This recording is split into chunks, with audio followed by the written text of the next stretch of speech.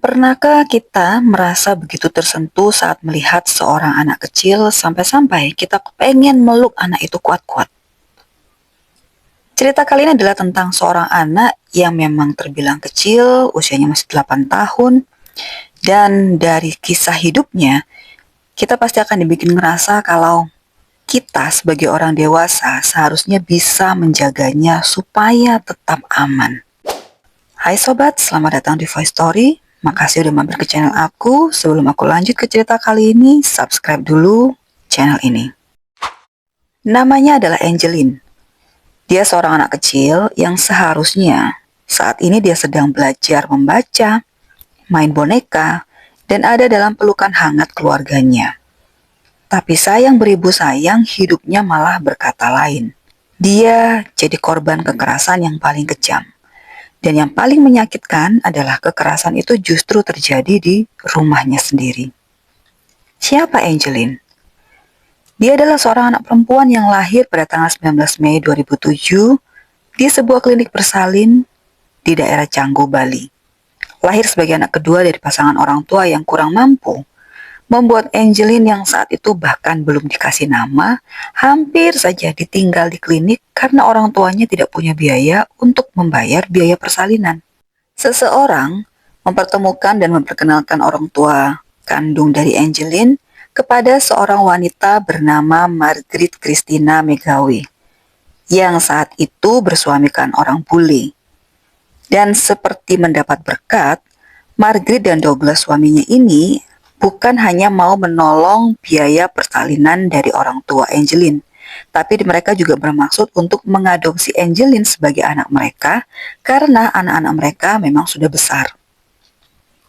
Sekarang, aku mau kasih tahu dulu tentang latar belakang Margaret. Margaret Christina Megawe, wanita kelahiran Tarakan, Kalimantan Timur, tahun 1955 ini, punya latar belakang pekerjaan yang lumayan mentereng dulunya. Dia pernah bekerja sebagai staf di kantor konsulat Indonesia di Filipina. Dan sampai di tahun 2007, dia pun akhirnya kembali ke Indonesia dan menetap di Bali. Margaret ini sudah pernah menikah sebelumnya. Dan menurut infonya, suami Margaret yang sebelumnya dan juga yang sekarang sama-sama berasal dari Amerika Serikat. Jadi 2 kali menikah, Margaret ini mendapat suami bule. Dari suami pertamanya, Margaret dikaruniai putri bernama Yvonne, dan dari suami keduanya, Douglas, dia dikaruniai lagi seorang putri bernama Christine. Tapi seperti yang aku bilang tadi, anak-anak Margaret ini sudah besar. Sehingga mungkin karena alasan itulah mereka tertarik untuk mengadopsi Angeline yang kebetulan dipertemukan dengan mereka. Berarti beruntung sekali ya Angeline ini, meskipun pada akhirnya dia harus terpisah dari orang tua kandungnya, setidaknya dia dipertemukan dengan keluarga yang terlihat di masa depan itu akan bisa membiayai hidupnya dengan baik. Seharusnya seperti itu, ya kan?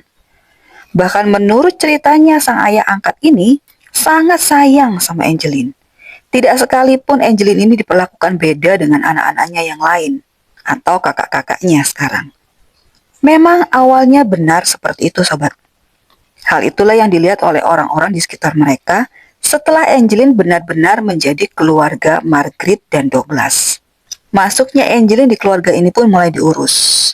Tapi sayangnya, proses adopsinya tidak disahkan di pengadilan sebagaimana seharusnya.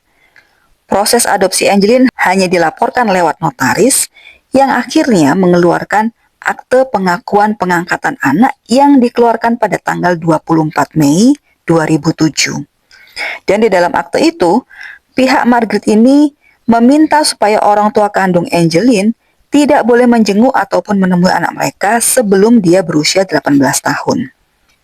Sampai di sini pikiran kita melihat situasi yang seperti ini tentunya sudah cukup tenang kan? Kita melihat Angeline akhirnya bisa keluar dari klinik, dia diadopsi oleh keluarga yang lumayan berduit dan disayang juga sama keluarga angkatnya ini. Bahkan saking sayangnya, nama Angeline itu adalah nama pemberian Margaret, sang ibu angkat, yang memberinya nama sesuai dengan nama ibu kandung Margaret sendiri, atau nenek angkat Angeline jatuhnya, yang bernama Angelina Sumilat. Tapi siapa sangka, justru tempat inilah yang malah jadi saksi Angeline meregang nyawa. Ini kronologinya. Hari itu tanggal 16 Mei 2015, sebuah kabar muncul di laman Facebook dengan judul Find Angeline Bali's Missing Child. Itu jadi topik utama dengan banyak sorotan, lengkap dengan foto Angeline yang dipasang. Unggahan itu ternyata dibuat oleh Christine, putri kedua Margaret yang posisinya saat itu sedang kuliah di Amerika Serikat. Berita itu bukan satu-satunya yang mencuri perhatian di hari itu, karena di tanggal yang sama, muncul selebaran yang dibuat oleh Yvonne, putri Margaret yang pertama, yang mengatakan tentang hilangnya Angeline, adik angkat mereka. Keesokan harinya setelah pengumuman itu, media massa pun juga ikut memberitakan berita kehilangan. Polisi dengar dari Yvonne kalau adik angkatnya itu terakhir kali terlihat bermain di depan rumah pukul 15 WITA atau jam 3 sore. Tapi setelah itu tidak terlihat lagi kemana Angeline ini pergi. Yvonne berusaha mencari adiknya, tapi sampai jam 6 sore pun dia tetap tidak bisa menemukan kemana adiknya itu pergi. Polisi sampai KPAI ikut turun tangan. Polresta Denpasar dan Polda Bali bekerja sama untuk mencari keberadaan Angeline. Lewat pengamatan CCTV di sekitar lokasi, analisa telepon seluler dari orang tua kandung dan orang tua angkatnya, sampai mengerahkan anjing pelacak sudah dilakukan. Tapi itu semua tidak membuahkan hasil satupun. Akhirnya rumah Margaret jadi tempat jujukan banyak petugas dan pejabat yang turut merasa prihatin dengan berita hilangnya bocah perempuan berumur 8 tahun itu. Tapi sudah seperti itu pun, Angeline masih belum juga ditemukan. Polisi dan banyak pihak lain malah melihat hal lain yang membuat mereka menjadi miris, yaitu keadaan rumah yang ditinggali Margaret bersama Angeline. Rumah itu kondisinya sangat tidak layak huni, karena halamannya dipakai untuk beternak ayam yang jumlahnya mencapai 100-an ekor.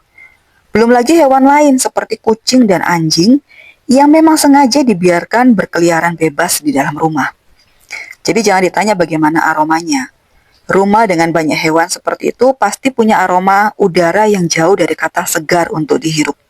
Apalagi oleh anak-anak seumuran Angeline. Pencarian Angeline tetap dilakukan meskipun sudah berganti bulan dan belum ada titik terang. Kecurigaan polisi semakin mengerucut. Sepertinya Angeline ini bukan hilang ini. Dia bukan diculik atau kabur meninggalkan rumah. Dia sepertinya sudah dihilangkan nyawanya oleh seseorang. Itulah yang terlintas dalam pikiran polisi yang sudah sekian lama belum menemukan bukti apapun. Polisi pun semakin gencar menginterogasi orang-orang di sekitar Margaret, sampai mereka mendapat keterangan dari pria bernama Agustai Hambame. Dia adalah mantan pembantu Margaret. Agus ini mengatakan kalau dia sempat melihat Margaret memukul Angeline sampai hidung bocah itu berdarah.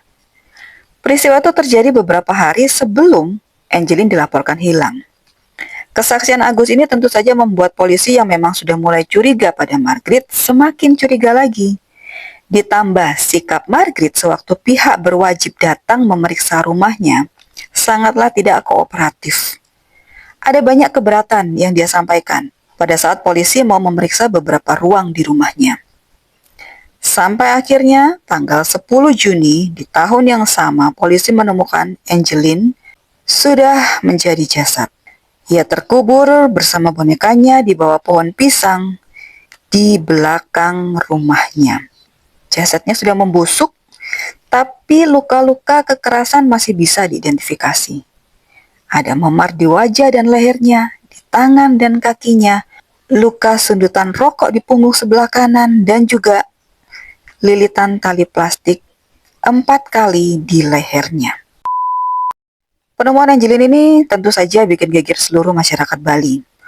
Banyak orang merasa miris dengan nasib buruk bocah manis dan rajin ini. Karena melihat lokasi di mana dia ditemukan, sudah barang tentu orang-orang yang ada di dalam rumah itulah yang pantas jadi tersangkanya. Tapi bisa-bisanya mereka malah dengan santai melaporkan itu sebagai kasus anak hilang. Sudah pasti alasannya adalah supaya mereka tidak dicurigai. Tapi penemuan ini membuat 7 orang yang tinggal di rumah itu harus diperiksa dan dimintai keterangan. 7 7 orang itu adalah Margaret, sang ibu angkat, Yvonne, kakak angkat pertamanya, Christine, kakak angkat keduanya, Aguste, pembantu yang tadi sempat ngasih keterangan itu, Rahmat Handono dan Susiani, suami istri yang menghuni atau indekos di rumah ini, dan juga Dewa Ketut Raka, seorang petugas keamanan yang khusus disewa Margaret untuk menjaga rumahnya. Dari 7 nama itu kenapa tidak ada nama Douglas, sang ayah angkat? Ternyata Douglas sudah meninggal dunia setahun setelah Margaret mengadopsi Angeline, yaitu di tahun 2008 karena sakit. Dan inilah alasan paling besar yang mengubah kepribadian Margaret, yang dulunya adalah seorang ibu yang baik, jadi seorang temperamental. Apalagi kalau itu menyangkut Angeline, sang anak angkat. Memangnya apa saja yang sudah dilakukannya?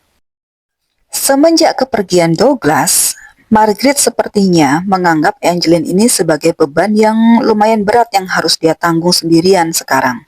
Jadinya dia merasa kalau dia berhak menguasai Angeline sepenuhnya. Dia menguasai kebebasannya, jadi dia bebas ngasih tugas apapun ke Angeline dan itu harus dikerjakan dengan baik. Juga menguasai kehidupannya, di mana Angeline ini tidak boleh sampai diambil orang lain, apalagi orang tua kandungnya. Hanya dia sajalah yang berhak hidup bersama Angeline dan memilikinya sebagai anak dalam tanda kutip. Bukti apa yang ditunjukkan sampai bisa ada kesimpulan seperti itu? Tugas nggak masuk akal yang diberikan Margaret kepada Angeline. Anak seusia itu harus memberi makan semua ayam peliharaan yang ada di rumah. Dan kalau sampai Angeline lupa atau lalai dengan tugasnya ini, Margaret sang ibu tidak akan segan-segan menyiksanya sebagai hukuman. Ini terjadi bukan hanya sekali dua kali, tapi hampir terlalu sering disaksikan hasilnya sama orang-orang yang ada di sekitar Angeline. Seperti guru sekolahnya yang beberapa kali melihat Angeline dalam keadaan lusuh datang ke sekolah. Iya, beberapa kali Angeline memang kelihatan lelah dan lemah ketika ditanya oleh sang guru, "Kenapa? Kenapa kok loyo seperti itu?" Angeline tidak mau menjawab secara jujur. Setelah didesak, Angeline pun akhirnya hanya menjawab kalau dia sering pusing kalau datang ke sekolah karena dia belum makan. Guru yang merasa kasihan pun beberapa kali membelikan dia makan dan dimakan dengan lahap sampai habis. Pernah juga saat datang ke sekolah, teman-teman Angeline mengaku tidak mau bermain sama Angeline karena mereka bilang kalau Angeline ini bau. Dan setelah dilihat, ada beberapa kotoran ayam yang mulai mengering menempel di rambutnya. Alhasil dia pun mandi di sekolah. Belum lagi yang didengar oleh tetangga-tetangga Margaret saat Angeline ini dihukum berat. Dia dipukul dan tak apa lagi yang dilakukan orang yang seharusnya menjaga dan melindunginya itu. Tanggal 28 Juni 2015, Margaret ditetapkan jadi tersangka berdasarkan 3 bukti. Pengakuan Agus, bukti-bukti forensik dari Rumah Sakit Sanglah, dan hasil olah TKP dari tim forensik Polresta Denpasar. Bukti-bukti itu menunjukkan kalau Margaret adalah otak dari hilangnya nyawa Angeline. Sedangkan eksekutornya adalah Agus, mantan pembantu Margaret. Dia tidak hanya sebagai eksekutor penghilang nyawa, tapi dia juga sempat melecehkan bocah kecil itu. Benar-benar keji, nggak punya perasaan, dan nggak waras. Dia juga yang mengubur jasa Angeline dengan bantuan Margaret. Dan setelah proses panjang pengumpulan bukti dan peradilan, jaksa menyampaikan kalau memang benar yang diungkapkan Agus sebelumnya, bahwa Margaret memang memukuli Angeline di bagian wajah sampai hidung dan telinganya mengeluarkan cairan merah di tanggal 16 Mei 2015, hari di mana Angeline dilaporkan hilang. Hal itu diakui Margaret sendiri, dan penghilangan nyawa itu adalah untuk menghilangkan jejaknya. Tapi sampai di titik itu pun Margaret tetap mengatakan kalau dia sebenarnya tidak bersalah. Dia tidak sengaja kok menghilangkan nyawa Angeline. Bahkan dia tidak terlibat sebenarnya. Dia sangat sayang sama Angeline, jadi dia nggak mungkin melakukan hal itu. Benar-benar pikiran yang sudah nggak waras, sobat. Margaret dijatuhi hukuman penjara seumur hidup, sementara Agus 12 tahun penjara dan denda 1 miliar rupiah. Untuk 4 orang lainnya yang ikut ditangkap, tidak ada informasi tentang hukuman yang mereka terima. Apakah mereka ikut dihukum atau tidak? Kalian yang tahu boleh tambahkan komentar di bawah ya. Yang jelas, orang tua kandung Angeline sangat terpukul dan kecewa dengan putusan hakim yang dirasa tidak setimpal.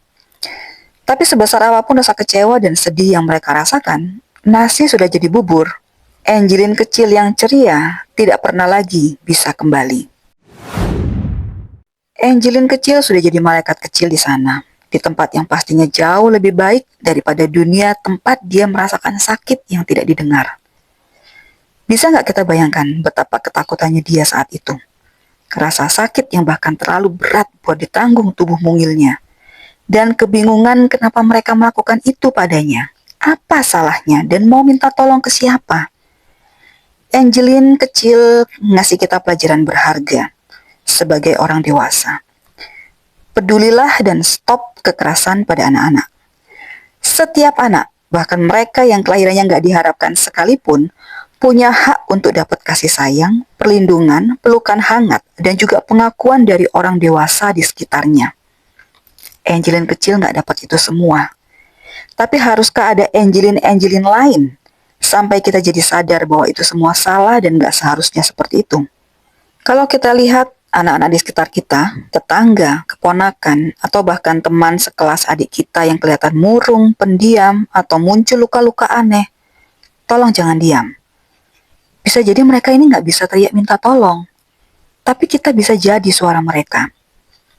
Coba tulis di kolom komentar pendapat kalian tentang kasus ini. Cukup adilkah hukuman yang diterima oleh para pelaku?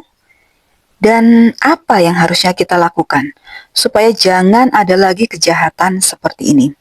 Dan aku tunggu subscribe kalian karena cerita-cerita berikutnya bakalan membuka mata kita semakin bisa melihat tentang realita dunia yang kadang lebih kejam dari film horor. Sampai jumpa.